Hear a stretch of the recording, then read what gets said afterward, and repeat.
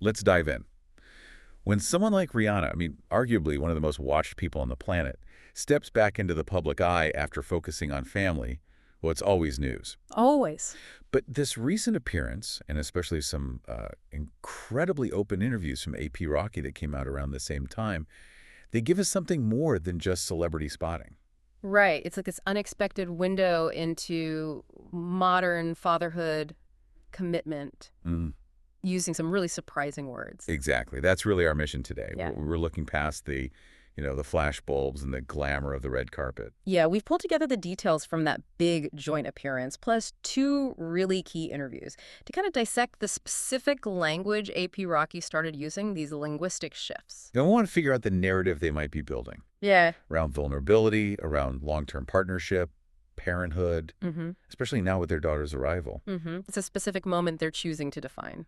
And the whole thing really kicks off with Rihanna's official, very dazzling return to the red carpet. That was at the 2025 CFDA Fashion Awards. Right. New York City, November 3rd. Right. And for you listening, this date matters. It's not just any event. It marks this deliberate re-entry for her first major red carpet since their daughter was born. It was definitely a moment people were waiting for. The CFDAs, I mean, for anyone who doesn't follow fashion closely, that's where the absolute biggest names gather. Huge deal. And for Rihanna, yeah, her first official appearance like that since she and AAP welcomed baby Rocky Irish. That was back in September. Cool. Just 2 months later. That is incredibly fast for any parent, really. Yeah. Emerging from that newborn haze onto such a demanding stage. It really is. And you have to remember the context, too. It's not just adjusting to one new baby.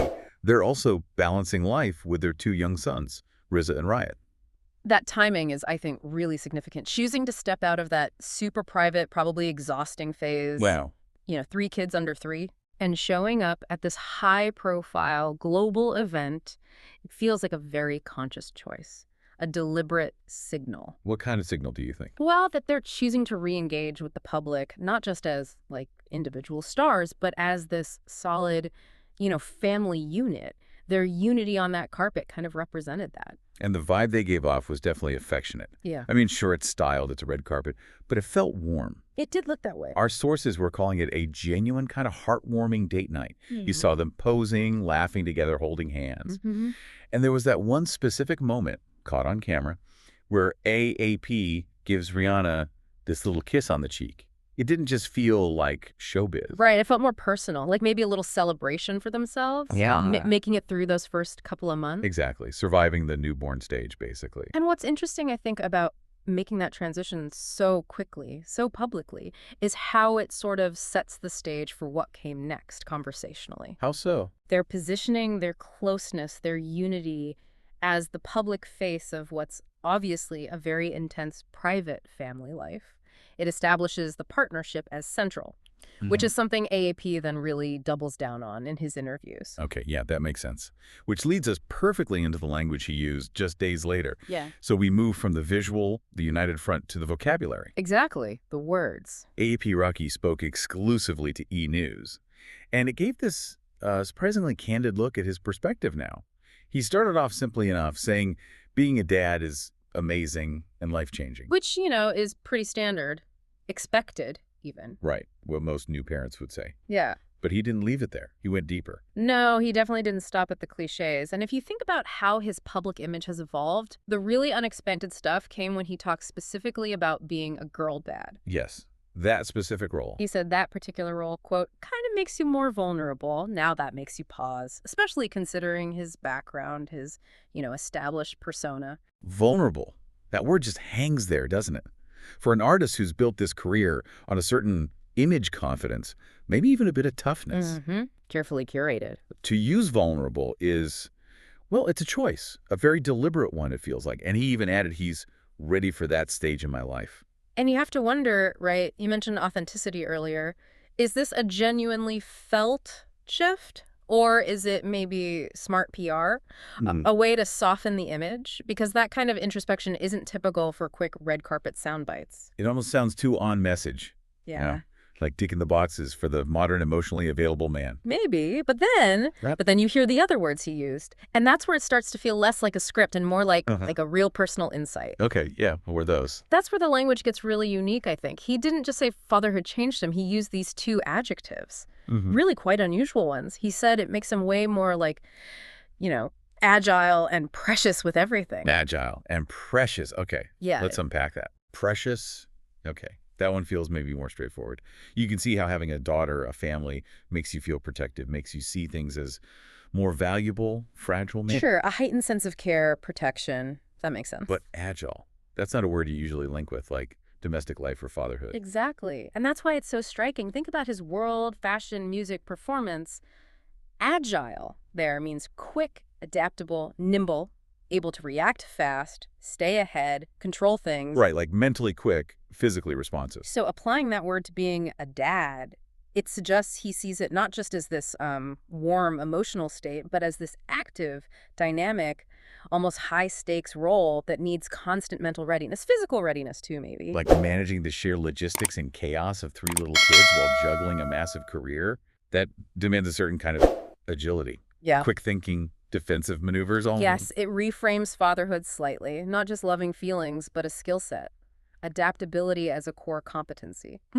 Okay. Yeah. I hadn't thought of it quite like that. So you put those two together. Vulnerable, which is this emotional opening up, and agile, this kind of mental and physical readiness. It paints this picture of someone actively reshaping himself inside and out for these new priorities. And he seemed pretty confident about it, too. He did. He finished that thought by saying, "The role fits me and suits me well, if I may say so myself." It's like he's publicly claiming it, declaring that this huge shift isn't some side project. It's actually defining who he is now. It definitely repositions him from just the cool artist to this, adaptable family protector figure. A very modern take, perhaps. And this whole narrative, this focus on commitment and family priority, it didn't just pop up after the CFDAs. It was actually being laid down just before, less than a week before, actually. Right. This is where we connect the emotional stuff, the vulnerability, to the more, let's say, structural side of commitment, the partnership itself. Exactly. We need to look at what came out in his interview with Perfect Magazine. That dropped on October 29th. And this interview, it gave us the framework for the emotional language we were just talking about. And crucially, it seemed to finally answer all the speculation about their marital status. The big question everyone had been asking for ages. And then, just sort of casually in the interview, Yeah, almost offhand. he referred to himself as Rihanna's husband. Just like that. No big announcement, just woven into the conversation. But a very definite word choice. And he linked that status, that label, directly to his overall happiness. It grounded everything in his domestic identity. He did more than just use the word husband, though, didn't he? The interview laid out more. Oh, yeah. It basically provided his, personal manifesto for happiness right now. Yeah. He listed the things that make him truly happy, and it gave us this really clear hierarchy of his priorities. Super useful for understanding where his head's at. Okay, let's break down that list, his pillars of happiness, Yeah. because the order and the wording are interesting. Number 1, right at the top, he said, being a father and a partner and a loving husband in my family. Right. All bundled together. One big category, heavily focused on family identity. Then he listed 2 more things almost side by side, expressing myself creatively and being a family man. Which is interesting because he'd already mentioned being a father, partner, husband. So listing being a family man separately, it feels like he's emphasizing the role itself, the day-to-day identity maybe, beyond just the titles. Like it's an active state of being, not just a label. And notice how family man stands right there next to expressing myself creatively. Exactly. You'd almost expect a major artist to put creativity or career first or higher up. But here it's positioned as an equal priority alongside the family structure. Family isn't interfering with creativity. They're parallel pillars. Right. And then the final piece he mentioned was being an artisan. Artisan, another interesting word choice. Yeah, it suggests craftsmanship, care, intention, whether that's in music, fashion, or, maybe in building this family life, this partnership. The focus is on creating something meaningful, high quality. So you have the very specific roles, husband, father, balanced with this more abstract idea of being an artisan. It almost suggests he's approaching his home life with that same level of focus and detailed work he brings to his art. I think that's a great way to put it. And when you pull it all together, the whole picture becomes incredibly consistent, doesn't it? It really does. The Perfect Magazine interview gave us the blueprint, The commitment, the husband status, the family man identity. The structure. Yes. And then the E! News interview gave us the emotional texture, the psychological tools he's using, the vulnerability, the agility needed to actually live that structure day to day. And this narrative clearly includes the whole family, Rizza, Riot, and now Rocky Irish. It completes that picture of the strong foundation he keeps talking about. It feels very cohesive. Absolutely. So we started with this big, flashy visual return on the red carpet, all external focus. And we ended up deep inside AP Rocky's head, hearing his surprisingly intimate thoughts on what commitment really looks like for him now. He didn't just share feelings, he gave us a vocabulary, a glossary for his current life. Yeah, a glossary is a good word for it. And maybe the biggest takeaway here isn't just, oh, a celebrity couple seems happy, or even that they confirm they're married. It's more about how they're navigating their public story. You mean the specific words? Yes. The power, I think, is in that deliberate, very specific language. When you really look at the source details, you see these careful choices. Yeah. Vulnerable, agile, precious. They're crafting a controlled narrative about what commitment can look like for high-profile people today. Okay. So as we wrap up this deep dive, we want to leave you, the listener, with something to think about. Yeah, a final thought. Considering everything we've unpacked, how do these curated public moments, the glamorous red carpet, the definitive husband reference, how do they work together with this very specific emotional language? Like vulnerable, agile, precious. Exactly. How does that pairing shape the public's understanding of commitment of modern family life, especially for people living under such intense scrutiny? Is the real impact in the big public gesture itself, or is it actually more in the precise words chosen to explain the personal transformation, words that maybe encourage us all to think differently about masculinity and parenthood today? That intentionality, the control over the language. Yeah. Maybe that's the real story here. Something to consider.